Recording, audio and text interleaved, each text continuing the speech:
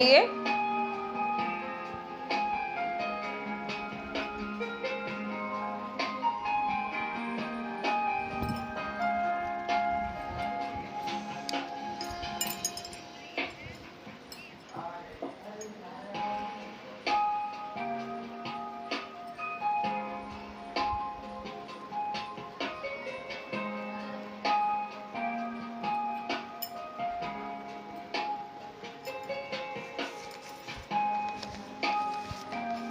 जैसा कि आप सभी जानते हैं, हमारे इस पृष्ठ का लक्ष्य है हिंदी लोगों में हिंदी भाषा को जागरूक करना, लोगों तक हिंदी भाषा को पहुंचाना और हिंदी भाषा क्या है उसके महत्व को समझाना। हमारा हमेशा यही लक्ष्य है लोगों तक ये बात पहुंचाने का। जैसे कि आप सभी जानते हैं कि हमारी मातृभाषा हिंदी है और उसके महत्व को सभी को समझना चाहिए और सभी लोगों को इसके महत्व को जानना चाहिए। तो हमेशा हमारा यही लक्ष्य रहता है कि हिंदी भाषा, हिंदी विषय लोगों तक पहुंचाना।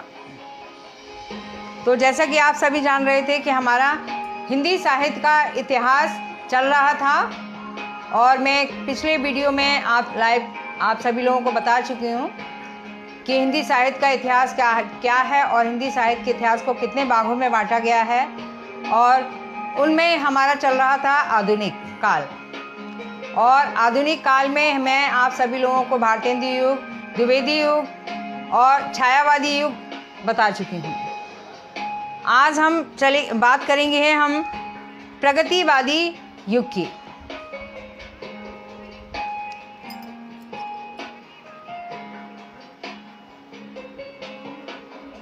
आप लोग जल्दी जल्दी जुड़ जाइए।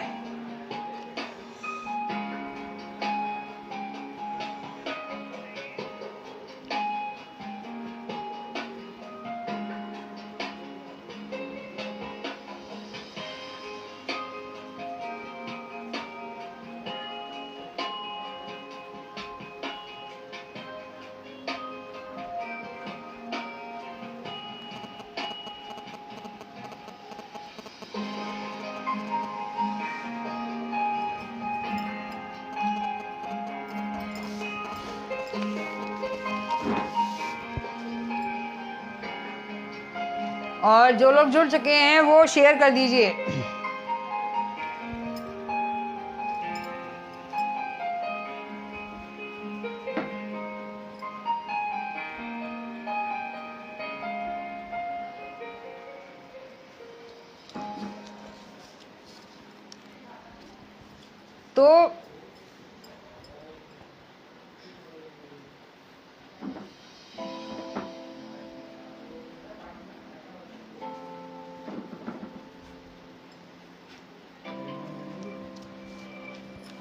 तो मैं बात कर रही थी इस समय प्रगतिवादी युग की।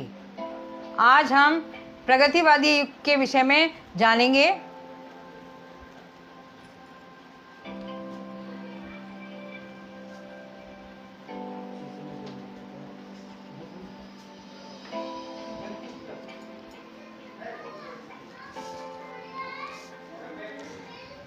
प्रगतिवादी युग क्या है, प्रगतिवादी युग की परिभाषा और प्रगतिवादी युग की विशेषता प्रवृत्ति क्या है, प्रगतिवादी युग में कौन कौन से कवि रहे और उनकी कौन कौन सी रचनाएं रहीं।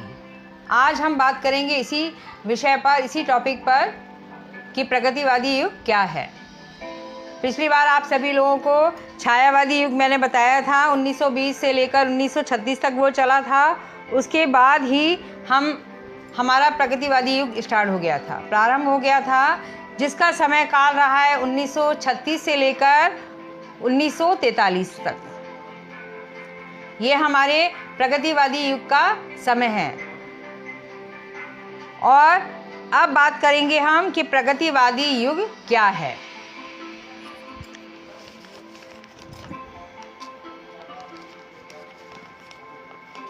प्रगतिवादी युग साम्यवाद या मार्क्सवाद, अर्थात यानी कि ये कह सकते हैं साम्यवाद या मार्क्सवाद से जानी जाती है।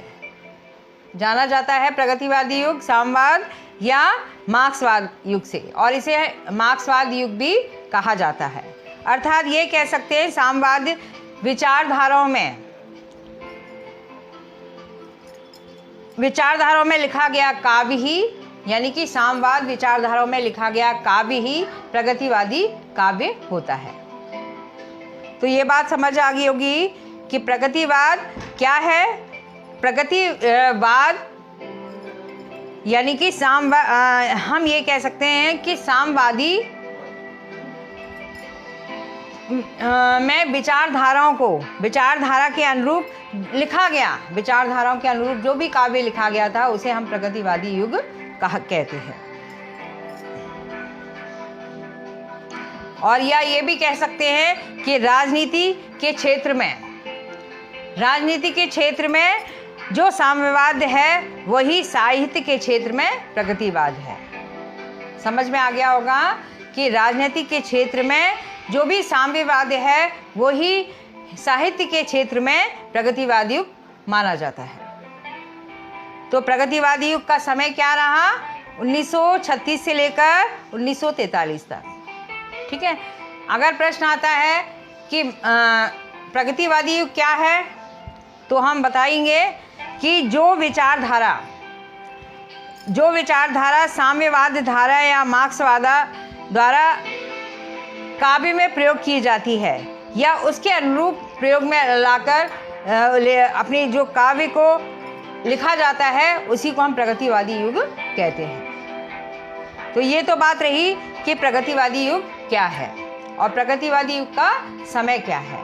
अब बात करते हैं हम कि कुछ कवियों के अपने अपने मत हैं जो लोगों ने बताए हैं। जैसे कि कार्ल मार्क्स ने कहा है कि प्रगतिवादी युग, जो कार्ल मार्क्स हैं वो प्रगतिवादी युग के प्रवर्तक हैं।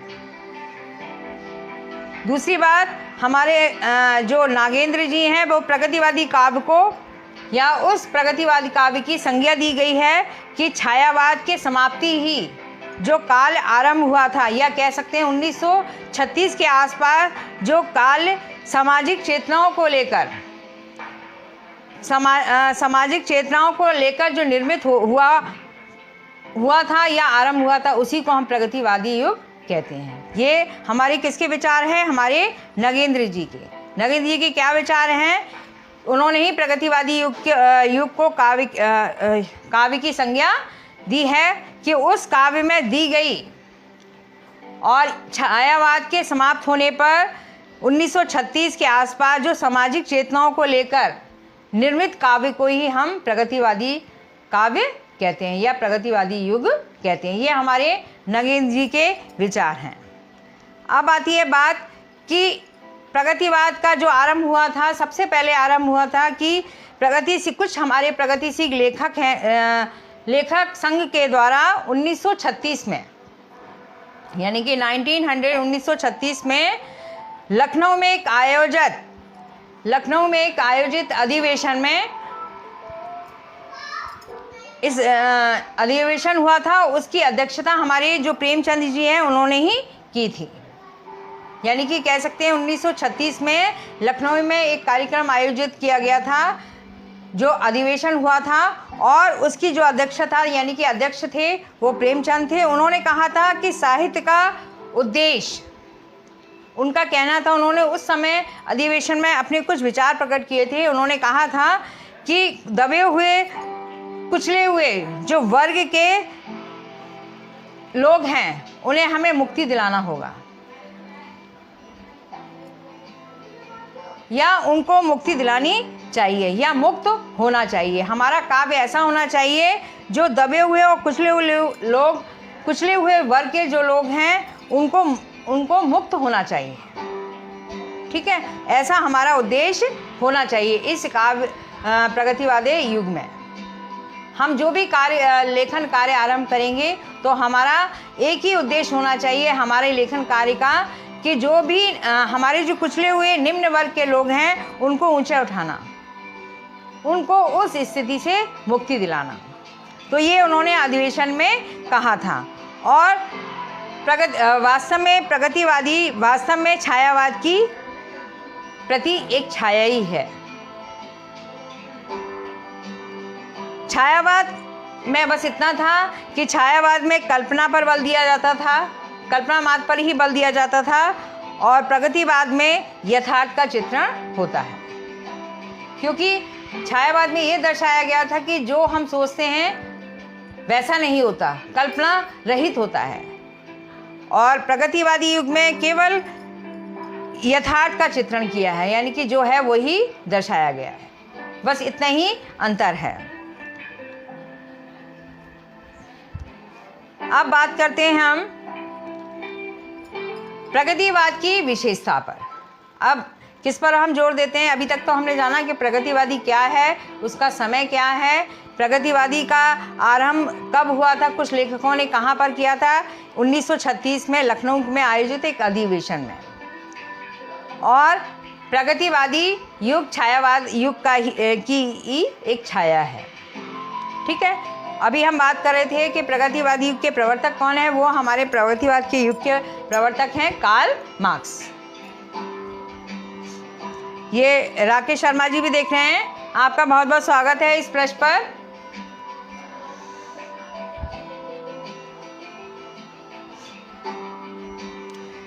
जो लोग भी इस पृष्ठ से जुड़ रहे हैं, प्लीज़ कृपया करके इसको शेयर करिए ताकि और लोग भी जुड़ सकें।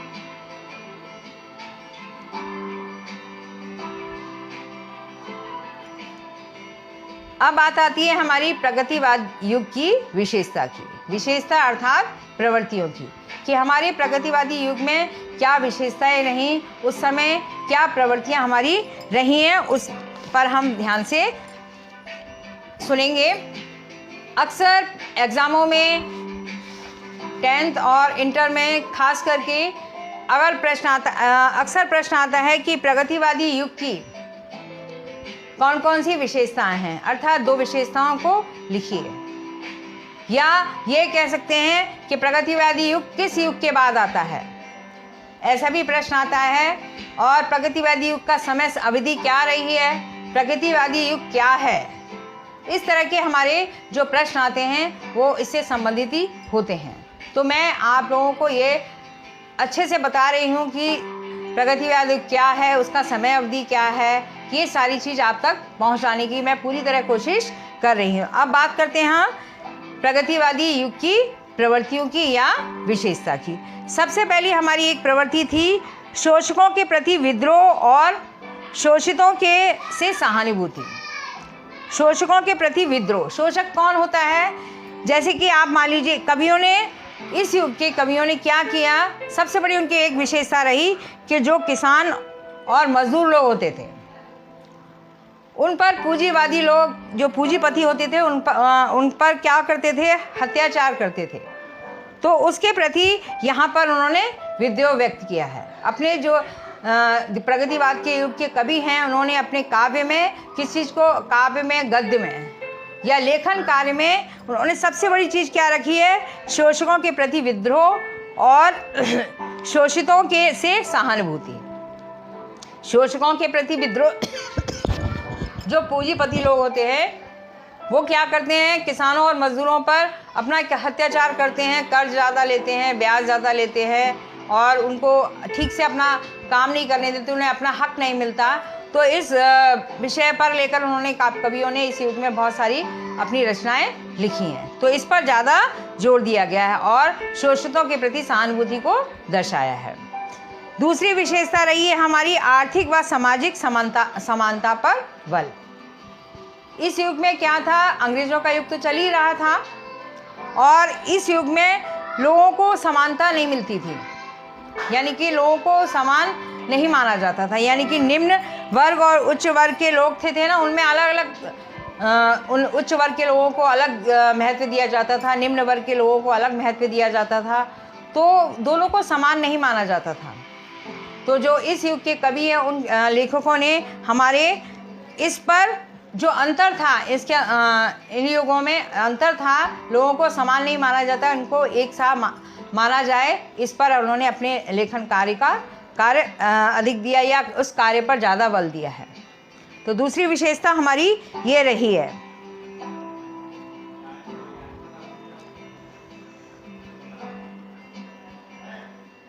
जो लोग जुड़ गए हो जुड़ जाएं, जल्दी जल्दी अपना शेयर कर दें।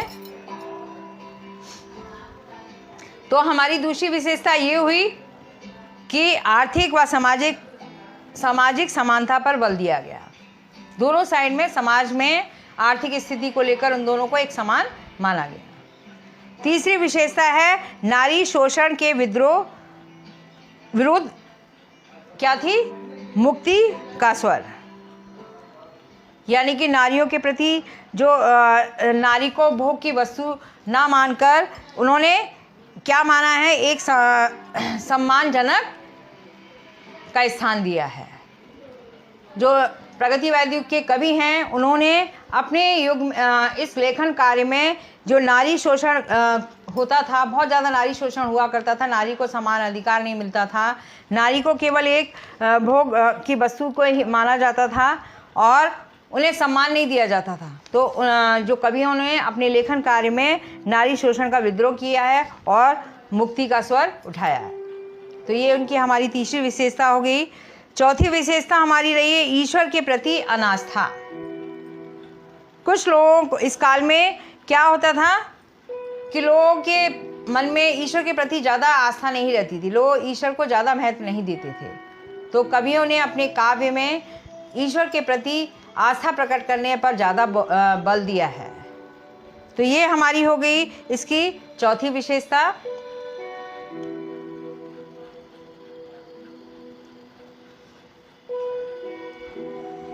अब आती है हमारी पांचवी विशेषता। चार विशेषताएं कौन कौन सी हो गई? शोषकों के प्रति विद्रोह और शोषितों से सहानुभूति। शोषकों अलग चीज है और शोषितों अलग है। शोषकों के अंदर आ जाता है पूंजीपति लोग आ जाते हैं, और शोषित कौन है? जो उनका शोषण करते हैं, जो सहन कर रहे होते हैं, मजदूर और किसान।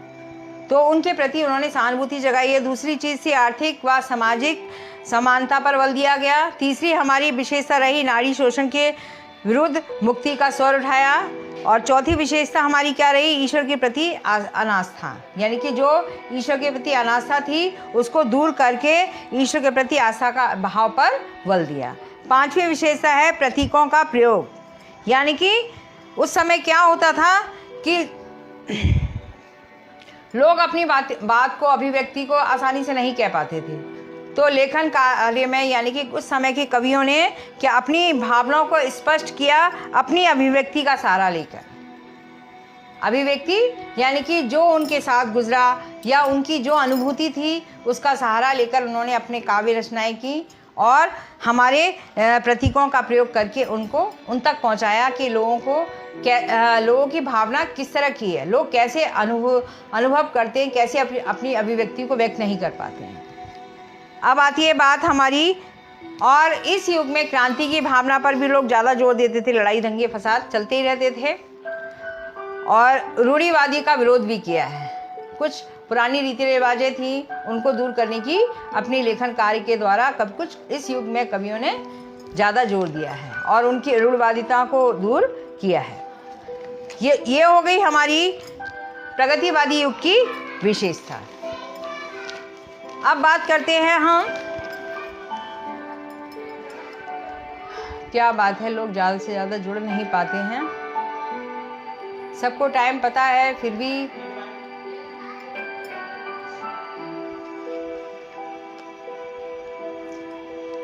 अब बात करते हैं हम प्रगतिवादी युग के कवियों की और उनकी रचनाओं की।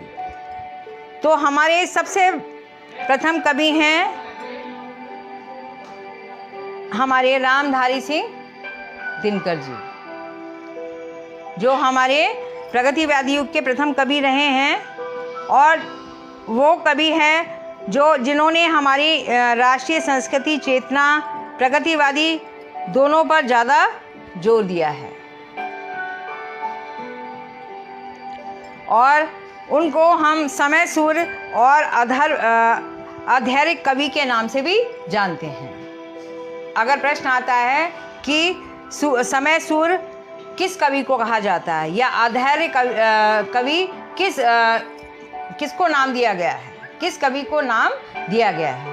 तो हमारा प्रश्न रहेगा कि रामधारी सिंह दिनकर जी को समय सूर्य और अधैर्य का कवि भी कहा जाता है और इन्हें राष्ट्र कवि के नाम से भी जानते हैं। अब बात और रामधारी दिनकर सिंह को भारतीय ज्ञानपीठ पुरस्कार 1972 में उर्वशी महाकाव्य के लिए दिया गया था, जो एक गीत नाट्य के नाम से भी जाना जाता है। तो ये रही बात दिनकर जी के लिए कि उनकी क्या विशेषता थी। अब उनकी रचनाओं पर जोर देते हैं। दिनकर जी की कौन कौन सी रचनाएं हैं ये हम आप लोगों को बताते हैं, और प्रश्न अगर आता है कि कौन कौन सी रचनाएं हैं तो आप कोई सी भी रचना बता सकते हैं। अधिकतर प्रश्न आता है कि उनकी 2 रचनाओं के नाम लिखिए। अधिकतर प्रश्न ये भी आता है रचनाएं दी होती हैं तो कवियों का नाम लिखिए। तो हमें उनकी सारी रचनाओं पर ज़्यादा ध्यान देना है और मैं आप सभी को उनकी सारी रचनाएं बताऊंगी। ज़्यादातर उनकी पहली रचनाएं हैं, उनका समय भी यही रहा 1935 से लेकर स्टार्ट उनका और 51 तक उनका ये समय चलता रहा। उससे आगे भी चला है, कुछ समय उनका रहा साहित्य काल में। अब है सबसे पहले उनकी एक रचना थी रेणुका, जो 1935 में लिखी थी उन्होंने, और दूसरा हुंकार जो 1939 में लिखी थी। रसवंती जो 1940 में लिखी थी। कुरुक्षेत्र, रश्मि रथी, नीलकुसुम, उर्वशी, आत्मा की आंखें, हारे के हरि नाम, नीम के पत्ते, धूप और धुआं, ये हमारे दिनकर जी की कृतियाँ रही। एक बार फिर मैं आप लोगों को बताती हूँ। रेणुका, हुंकार, रसवंती, कुरुक्षेत्र, रश्मि रथी, नीलकुसुम, उर्वशी, आत्मा की आंखें, हारे के हरि नाम, नीम के पत्ते और धूप और धुआं आदि, ये इनकी मुख्य विशेषताएं रही हैं हमारी दिनकर जी की। तो यहाँ पर उनकी रचनाओं के नाम और कवियों के नाम तो आप लिख ही लोगे। अगर रचनाएं आती हैं तो किसकी रचनाएं ये आप पहचान ही लोगे कि अगर हम दिनकर जी की सारी रचनाएं देखेंगे तो। ये थे हमारे दिनकर जी पहले कवि प्रगतिवाद के युग के। दूसरे हमारे हैं बालकृष्ण शर्मा नवीन। उनका पूरा नाम था बालकृष्ण शर्मा नवीन। इनकी रचनाएं हमारी कुमकुम,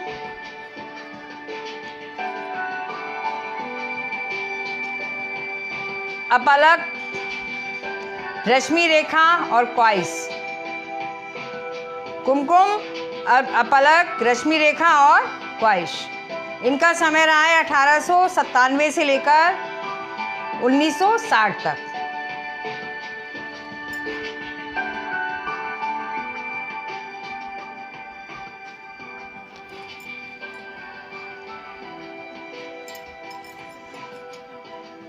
अब हमारे तीसरे कवि हैं जगन्नाथ प्रसाद जी हैं, जिनका समय रहा है 1907 से लेकर 1986 तक। इनका जो काव्य रचना का समय है वो यही है। इनकी रचना है बलिपथ के गीत, दूसरी है भूमि की अनुभूति और तीसरी पंखुड़ियाँ। ये इनकी मुख्य रचनाएं हैं। फिर हमारे चौथे कवि हैं केदारनाथ अग्रवाल जी। इनका समय रहा साहित्य समय रहा 1911 और 2000 तक।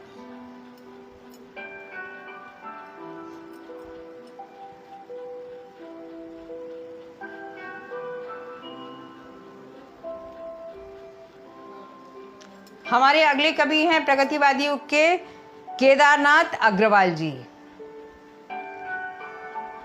जिनका मैंने अभी बताया उनका समय 1911 से लेकर 2000 तक रहा।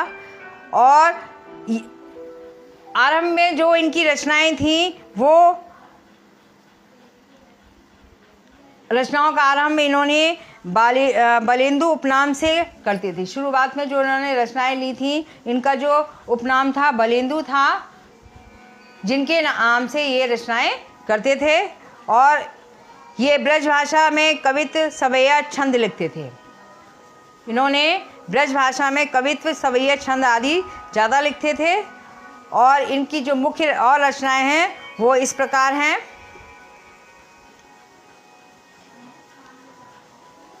युग की गंगा 1947 में, नींद के बादल 1947 में, लोक और आलोक ये 1957 में, और फूल नहीं रंग बोलते हैं ये इनकी रचना है जो 1965 में लिखी थी।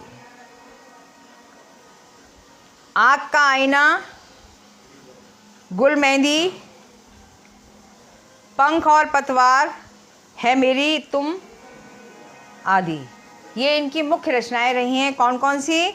युग की गंगा, नींद के बादल, लोक और आलोक, फूल नहीं रंग बोलते हैं, आँख का आईना, गुल मेहंदी, और पंख और पतवार, हैं हो तुम मेरी, और आदि इत्यादि।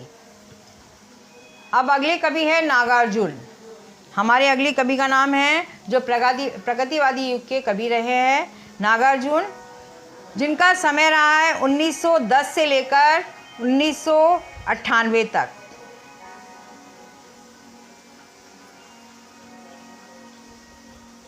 नागार्जुन का पहला जो साहित्यिक यानी कि जो उनका पहला जो साहित्य था वो उनके उपनाम यात्री के नाम से लिखते थे। और ये पहले अपनी जो रचनाएं संस्कृत और मैथिली भाषा में ही की थी, कविताएं लिखी थी संस्कृत और मैथिली भाषा में ही, और जो यात्री नाम से इन्होंने लिखी थी। बाद में आकर इनका नाम नागार्जुन हो गया था। और खड़ी बोली में सब प्रथम जो रचना प्रकाशित हुई थी राम के प्रति, जो सन 1935 में लाहौर के साप्ताहिक पत्रिका विश्वबंधु में छापी गई थी। जो खड़ी बोली में इनकी प्रथम रचना थी वो कौन सी थी? राम के प्रति, जो 1935 में साहित्यिक लाहौर में जो साहित्यिक साप्ताहिक की पत्रिका होती थी उसमें विश्वबंधु के नाम से छापी गई थी। प्रश्न आता है कि नागार्जुन में खड़ी बोली में सबसे प्रथम रचनाएं कौन सी लिखी, या वो किस सन में किस पत्रिका में छापी गई थी? तो इससे संबंधित कई सारे प्रश्न होते हैं जो आपको दिमाग में बिठाने हैं, और इससे घुमा फिराकर बहुत सारे प्रश्न आते हैं जिसका आंसर आप लोगों को देना होता है। और इन्हें सन 1968 में साहित्यिक अकादमी पुरस्कार भी मिला था। कौन सा पुरस्कार मिला था इन्हें? साहित्यिक अकादमी पुरस्कार भी मिला था। और इन्हें राजनीतिक कवि के रूप में भी जाना जाता था। अब इनकी रचनाओं पर थोड़ा सा ध्यान देंगे हम। ये दीक्षा पाठक देख रही हैं, बहुत बहुत स्वागत है तुम्हारा इस पृष्ठ पर। थोड़ा लेट हो गई और देख रही हैं, इसको शेयर कर दीजिए आगे भी। नागार्जुन की कुछ रचनाओं पर आप ध्यान देंगे। सबसे पहली इनकी रचना थी युग धारा, फिर सतरंग पंखों वाली, प्यासी पथराई आंखें, तालाब की मछलियाँ, तुमने कहा था, बादल को गिरते देखा है। ये इनकी कुछ राजनीतिक रूप में, जो कवि के रूप में कुछ कविताएं इनकी लिखी गई थी राजनीतिक रूप में, कवि के रूप में। जैसे मैंने बताया था कि इन्हें राजनीतिक कवि के रूप में भी लोग जानते थे, तो इन्होंने कुछ कविताएं लिखी थी जैसे बादल को गिरते हुए देखा है, घिरते हुए, पाषाणी, सिंदूर तिलकती भाल, पांच पूत भारत माता के, कालिदास, हरिजन गाथा, अकाल और उसके बाद इत्यादि।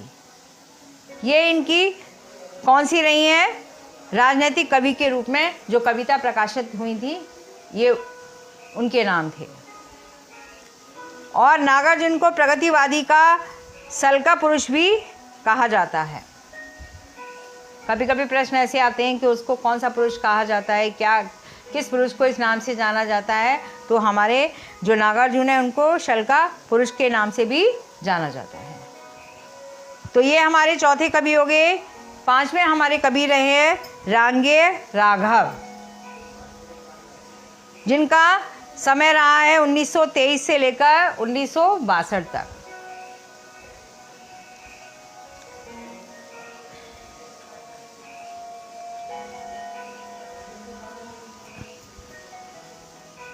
जिनकी रचनाएं हैं अज्ञेय खंडर, मेधावी, राहा के दीप, पिघलते पत्थर और पांचाली। कौन कौन सी इनकी रचनाएं हैं? राघव की अज्ञेय खंडर, मेधावी, राहा के दीप, पिघलते पत्थर और पांचाली। हमारे अगले कवि हैं शिव मंगल सिंह सुमन जी,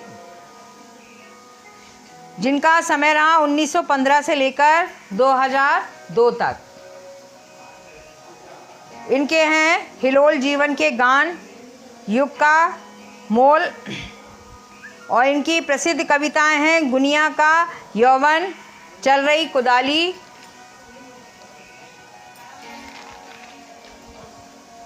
इत्यादि। तो ये हमारे अगले कवि आप सुनेंगे त्रिलोचन, जिनका समय रहा है 1917 से लेकर 2007 तक। ये मैंने आप लोगों को सारे जो कवि नाम बताए वो क्रम बाय बताए हैं कि कौन कौन से कवि किस समय आए और उन्होंने किस सालों में अपनी साहित्य रचना की हैं। अब है हमारे त्रिलोचन, जिनको गजानन माधव मुक्तिभोग ने त्रिलोचन को अवध का किसान कवि भी कहा है। कभी प्रश्न आता है कि अवध का किसान किस कवि को कहा है, तो हम कह सकते हैं त्रिलोचन को। किसने कहा है?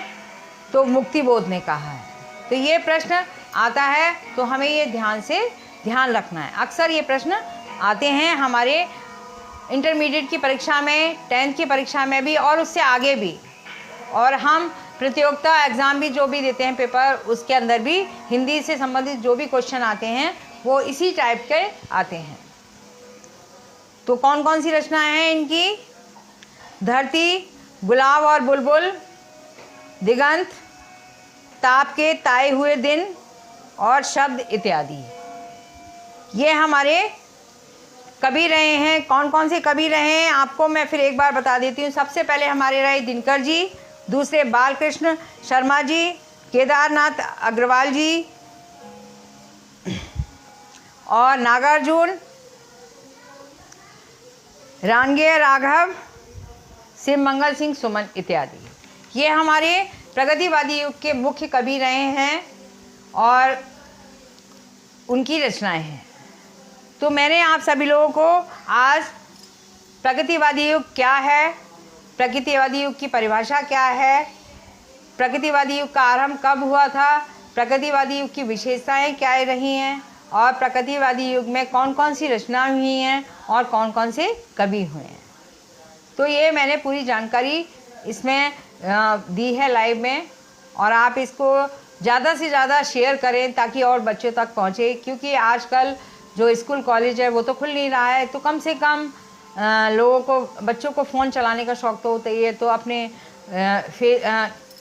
फेसबुक के माध्यम से, यूट्यूब के माध्यम से इसको क्या कहते हैं देखेंगे तो कम से कम थोड़ा सा तो उन्हें ज्ञान का प्राप्त होगा। और कहते हैं ना, ज्ञान तो कहीं से भी मिले, थोड़ा बहुत भी मिले तो ले लेना चाहिए। तो आप ज़्यादा से ज़्यादा इस पृष्ठ को शेयर कीजिए। हिंदी से हिंद के नाम से हमारे यूट्यूब चैनल पर भी है, इसका एक पेज बना हुआ है जिसे सब्सक्राइब कीजिए और शेयर भी कीजिए ताकि और लोगों तक पहुँचे, क्योंकि आप लोगों का सहयोग ही है हमारा, और हमारे इस पृष्ठ का जो लक्ष्य है वो तभी हमारा सार्थक होता है जब ये लोगों तक पहुंचती है। अन्यथा हमारा इस पृष्ठ का कोई लक्ष्य नहीं है, कोई उद्देश्य नहीं है जब तक लोगों तक ये बात नहीं पहुंचे।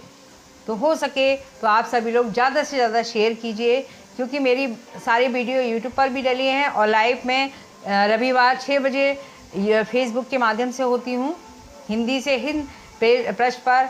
तो आप लोग ज़्यादा से ज़्यादा शेयर कीजिए, लोगों को बताइए, तो इस प्रश्न से लोग ज़्यादा से ज़्यादा जुड़े।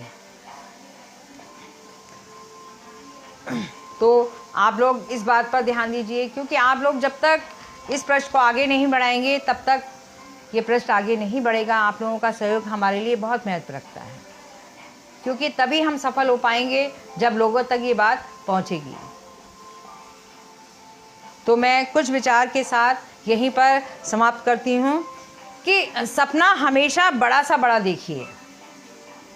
सपना देखिए, छोटा नहीं, बड़ा सा बड़ा देखिए। चांद ना मिले सही, कोई बात नहीं, लेकिन आसमान तक तो पहुंच ही जाएंगे। तो इसलिए छोटा सपना नहीं, बड़े से बड़ा देखिए। कुछ ज़्यादा नहीं मिलेगा तो थोड़ा सा तो मिलेगा कहीं। तो इसी विचार के साथ मैं आप लोगों को यहीं विराम लेती हूँ, आप लोगों से विदा लेती हूँ। और आप लोग जुड़े इस लाइव से, आप लोग सभी लोगों का बहुत बहुत धन्यवाद। और शेयर ज़रूर करिएगा। और फिर आपसे मिलती हूँ मैं अगले रविवार 6 बजे इसी फेसबुक के माध्यम से। जुड़िए ज़रूर और शेयर ज़रूर कीजिए। नमस्कार।